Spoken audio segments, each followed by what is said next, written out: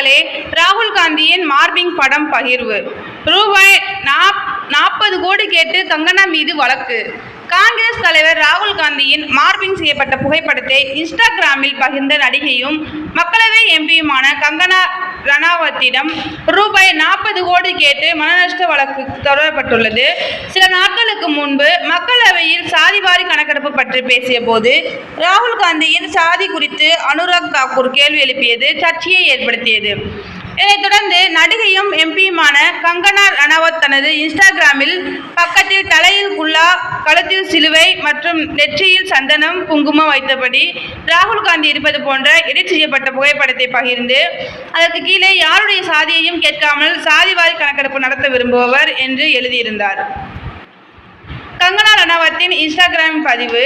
இது தொடர்பாக சமூக வலைதளங்களில் கங்கனா விமர்சிக்கப்பட்டதை தொடர்ந்து உச்சநீதிமன்ற மூத்த வழக்கறிஞர் நரேந்திர மிஸ்ரா இந்த விவகாரத்தில் சட்ட ரீதியாக நடவடிக்கை எடுக்க முடிவெடுத்துள்ளார்.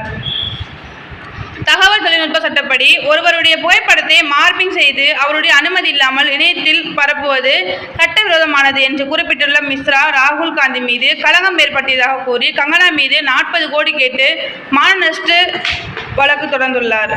கடந்த வாரம் ராகுல் காந்தி மது அருந்திவிட்டு பேசுவதாகவும் அவருக்கு போதை மருந்து சோதனை நடத்த வேண்டும் என்று பேசிய கங்கனா கடுமையான விமர்சனங்களுக்கு ஆளானது குறிப்பிடத்தக்கது. தேங்க்யூ.